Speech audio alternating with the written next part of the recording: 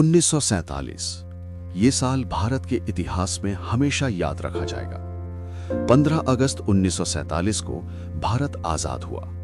लाखों लोगों ने इस दिन का सपना देखा था, लेकिन इस आजादी के साथ आई एक ऐसी त्रासदी जिसने करोड़ों लोगों की जिंदगी बदल दी।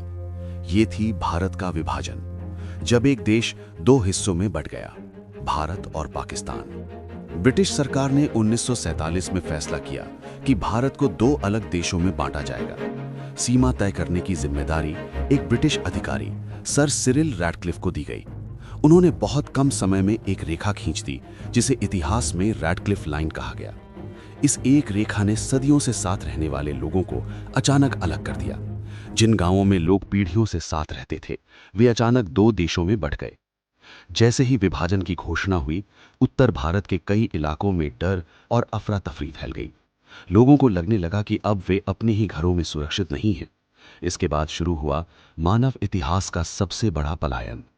लगभग 1,50,00,000 लोग अपने घर छोड़ने पर मजबूर हो गए। हिंदू और सिख परिवार भारत की ओर आने लगे, जबकि मुसलमान परिवार पाकिस्तान की ओर जाने लगे। लोग पैदल चल रहे थे, कई लोग बैलगाड़ियों में अपना सामान लेकर निकल पड़े, कुछ लोग ट्रेनों में भरकर सीमा पार करने की कोशिश कर रहे थे। ये यात्रा बेहद कठिन और खतरनाक थी। रास्ते में कई जगहों पर हिंसा भड़क उठी, गांवों को जला दिया गया, घर उजाड़ दिए गए और हजारों लोग अपनी जान से हाथ धो बैठे।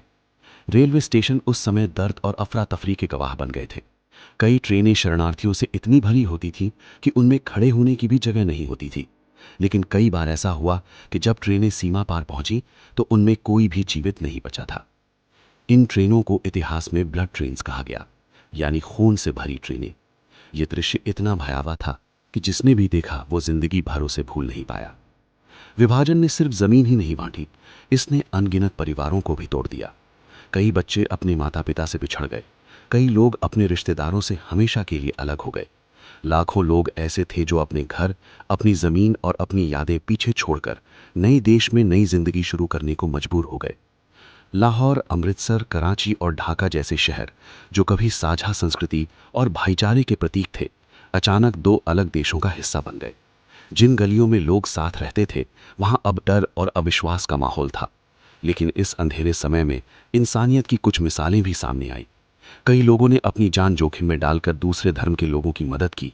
किसी ने अपने घर में छिपाकर उन्हें बचाया, तो किसी ने सुरक्षित जगह तक पहुंचाने में मदद की। ये कहानियां हमें याद दिलाती हैं कि सबसे कठिन समय में भी मानवता जिंदा रह सकती है।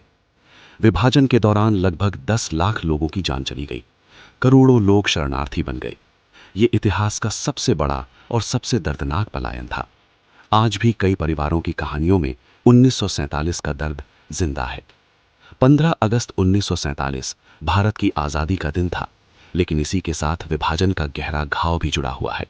ये सिर्फ इतिहास की एक घटना नहीं है, बल्कि लाखों लोगों के दर्द, संघर्ष और नई शुरुआत की कहानी है। भारत का विभाजन हमें ये याद दिलाता है कि शांति, एकता और इंसानियत कितनी कीमती होती है।